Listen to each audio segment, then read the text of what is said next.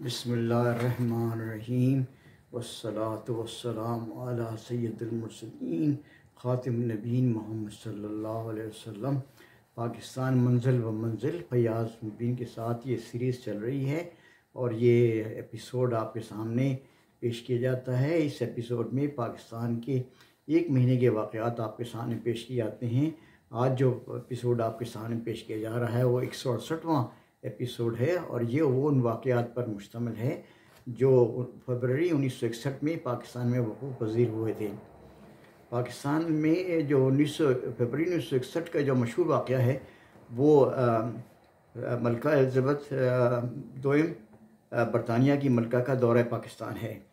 1 फरवरी 1961 को बरतानिया की मलका एलिज़ाबेथ दोयम और उनके शौहर Duke of Edinburgh Prince Philip Pakistan के दौरे पर कराची तशरीफ़ लाए।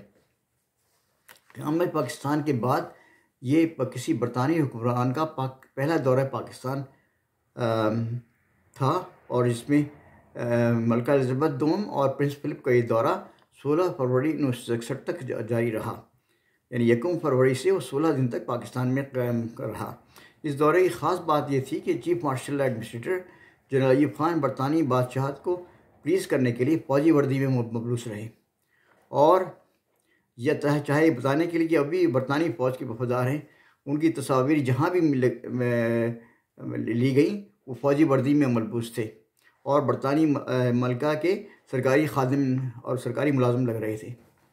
हालांकि वो एक फॉरेन सर्विस एक सोवरेन स्टेट के सरबराह थे और अगर वो वाकई इलेक्शन से और पाकिस्तान के नुमाइंदों से और पाकिस्तान के अवाम से मुंतखब होते तो ये सूरत हाल नहीं होती। पाकिस्तान एक बड़ा इस्लामी मुल्क है और बड़ा एक तारीख़ी मुल्क है और पाकिस्तान एक बहुत बड़ा एक क्रिटिकल और बड़ा एक उसकी एक वैल्यू है। उसका एक सदर होना है मजाक नहीं है बल्कि बड़ी इज़्ज़त की और इज़्ज़त अफजाई की बात है। 2 फरवरी 1961 को बरतानी मलका एलिज़ाबेथ दोयम ने कराची में पाकिस्तान के जंगी बहरी बेड़े का मुआयना किया।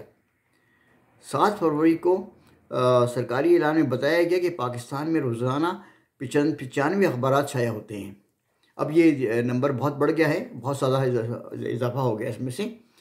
8 फरवरी 1961 को हुकूमत ने मज़ीद 29 अशिया की कीमतों और तक़सीम पर कंट्रोल ख़त्म कर दिया। 12 फरवरी 1961 को हुकूमत पाकिस्तान ने agriculture development bank of Pakistan के क़याम का ऑर्डिनेंस जारी किया। अब यहाँ देखिए कि अभी जो हुकूमत हो रही है वो फ़ौजी ऑर्डिनेंस के ज़रिए हो रही है, यानी एक सिविलियन हुकूमत में हमेशा पार्लियामेंट जो है वो सबसे बड़ा कानून का अदारा होता है और कानून पास करती है तमाम इक़दाम, ना कि मिलिट्री ऑर्डिनेंस के ज़रिए जो है वो गवर्न किया जाए मुल्क। ये कहाँ का इंसाफ है बताए? कोई हैसियत नहीं है, कोई जवाज़ नहीं है इस बात का, कोई जवाज़ नहीं है इस बात का कि फ़ौजी ऑर्डिनेंस के ज़रिए जो है वो मुल्क पे हुकूमत किया जाए ज़बरदस्ती। हालांकि हुकूमत फ़ौज का कोई हक़ नहीं है। क़ाइद मोहम्मद जिन्ना ने बिल्कुल साफ कहा था जब मोहम्मद अयूब खान ने उनसे पूछा कि सर आप बताएं कि पाकिस्तान में फ़ौज का क्या किरदार होगा, तो उन्होंने कहा व्हाट यू मीन भाई Ayub Khan, what is the role of armed forces in Pakistan. ने कहा there only role is on the border और in the back military barracks, that's all, there is no other rule.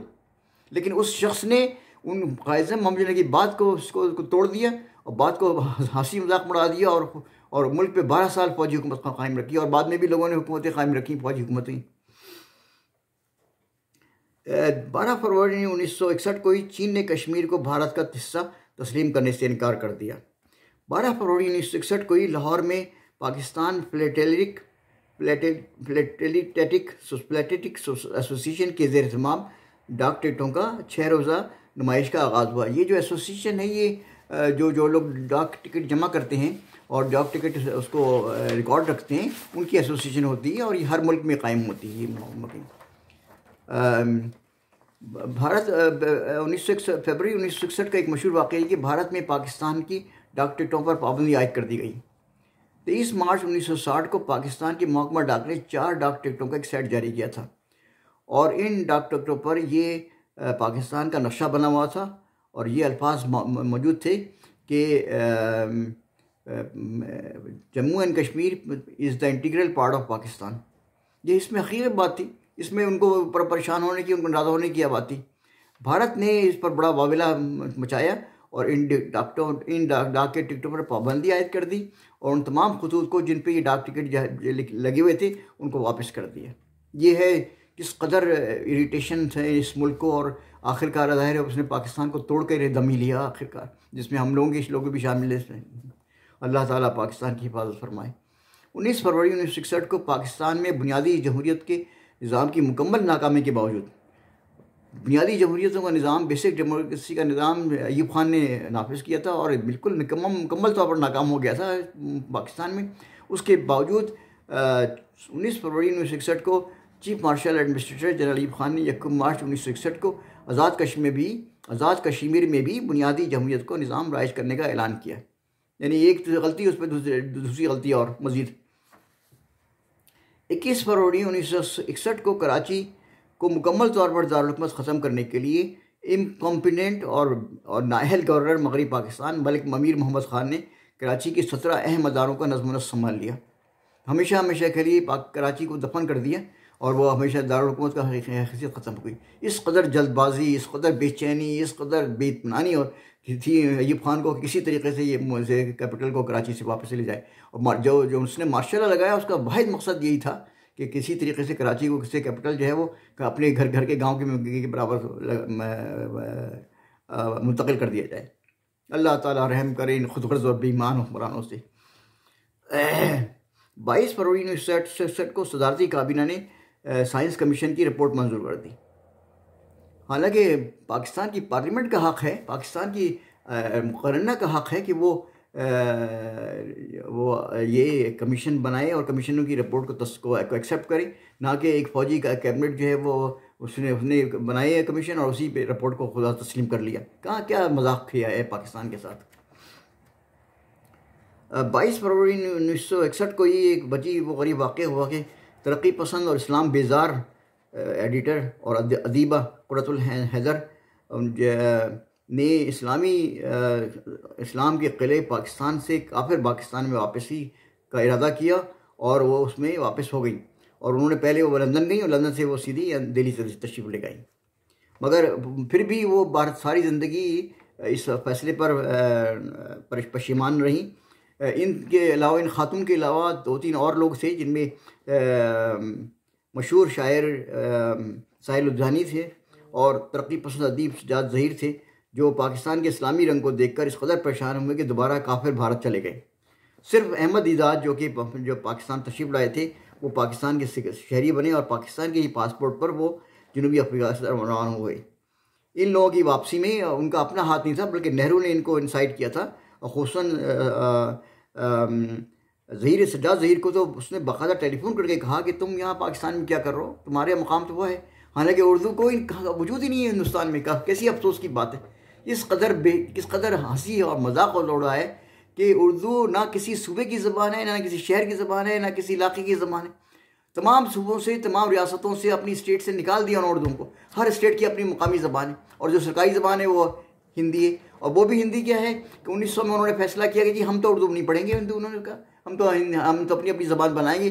तो उन्होंने, गांधी ने स्पेशली, बड़ा मुतासिब आदमी था गांधी भी, उसने ये कहा कि हिंदुओं से कहा कि तुम अपनी जो है ये उर्दू को जो है वो संस्कृत लेटर्स में लिखना शुरू कर दो। तो बहरहाल वो संस्कृत लेटर्स में लिखने लगे और आखिरकार वो हिंदी ज़बान बन गई। हालांकि असल उर्दू बड़े सगीर पाकिस्तान की ज़बान उर्दू है। 24 फरवरी 1961 को भारत ने पाकिस्तान के हाई कमिश्नर A.K. बरहुई को भारत के ने इतना परेशान किया, ऐसा गैर सफारती रवैया इख्तियार किया कि उन्होंने इस्तीफ़ा दे दिया और वापस पाकिस्तान तशरीफ़ ले आए। वो 25 फरवरी 1961 को chief martial administrator general Ayub Khan ने पोस्टर साजिश केस के 13 मुलजमान की बाकी सज़ाए कैद माफ़ कर दी। अभी तक ये नहीं पता चला कि ये जो थी ये पोस्टर साजिश केस क्या था असल में, और कैसे क्या वजह थी, क्यों इस पर सज़ाएँ दी गई थी और क्यों सज़ाएँ माफ़ की गई थी। ये अभी तक राज है, आज तक राज है। 70 साल गुजर चुके हैं पाकिस्तान को बने हुए। तो 23 फरवरी 1961 को भारत के इलाके जबलपुर और मध्य प्रदेश और दूसरे कई शहरों में भारतीय मुसलमानों को कत्लेआम हुआ। इस पर कराची में बहुत ज़बरदस्त मुजाहरा किया और गवर्नमेंट ऑफ पाकिस्तान से कहा कि वो सरकारी तौर पर एहतजाज करे। 27 फरवरी 1961 को ही chief martial administrator general Ayub Khan ने मराकश के बादशाह मोहम्मद खामिस की दफात पर ताज़ियती पैगाम इरसाल किए। हालांकि उनका हक़ नहीं था, तो हुकूमत के आवाम के नुमाइंदों का हक़ होता है जो सदर बने और वो ताज़ियती पैगाम इरसाल करें। अल्लाह रहम करे पाकिस्तान के हाल में। पाक भारत टेस्ट सीरीज़ का इख्तिताम 13 फरवरी 1961 को पाकिस्तान और भारत के दरमियान 5 टेस्ट मैचों की सीरीज़ खेली गई और ये सीरीज़ जो है 13 फरवरी को ही इख्तिताम पजीर हुई। इस सीरीज़ में पाकिस्तान टीम की क़यादत फजल महमूद ने की। इस सीरीज़ का आखिरी टेस्ट मैच जो 8 से 13 फरवरी 1961 के दौरान नई दिल्ली में खेला गया था, बड़ा दिलचस्प मैच साबित हुआ। इस मैच में पाकिस्तान को फॉलो ऑन का सामना करना पड़ा। तमाम दूसरी इनिंग्स में हनीफ मोहम्मद, इम्तियाज़ अहमद और सईद अहमद ने ज़िम्मेदार इनिंग्स की और पाकिस्तान को इनिंग डिफीट से बचा लिया। पाकिस्तान और भारत की इस टेस्ट सीरीज़ के बाद तकरीबन 18 बरस तक दोनों मुल्कों के दरमियान टेस्ट क्रिकेट का सिलसिला मुनक़ता रहा। यहाँ एक बात ज़रूरी है कि पाकिस्तान ने हमेशा कहा कि भाई तुम सियासत को टेस्ट खेलों से दूर रखो और टेस्ट मैच खेलो ताकि लोगों में इत्मीनान हो, लोगों की प्रोफेशनलिज्म बढ़े, लोगों को तजर्बा हो टेस्ट मैच खेलने का और क्रिकेट का तजर्बा हो, लोग भी इंजॉय करें। लेकिन भारत ने किसी कीमत पे भी जो है वो अपनी टीम भेजने पर राज़ी नहीं हुआ और वो 18 साल तक टीम जो है दोनों मुल्कों में कोई मैचेस नहीं हुए। आखिर इस सीरीज़ के दरमियान दोनों मुल्कों के दरमियान अगली टेस्ट सीरीज़ 1978-1979 में पाकिस्तान में खेली गई। ये वाक़यात जो थे मैंने आपके सामने पेश किए, ये फरवरी 1961 के हैं और जो मैंने आपके सामने पेश किए, अल्लाह ताला से दुआ है कि अल्लाह ताला पाकिस्तान की हिफाज़त फरमाए, पाकिस्तान को सलामत रखे। पाकिस्तान पाइंदाबाद।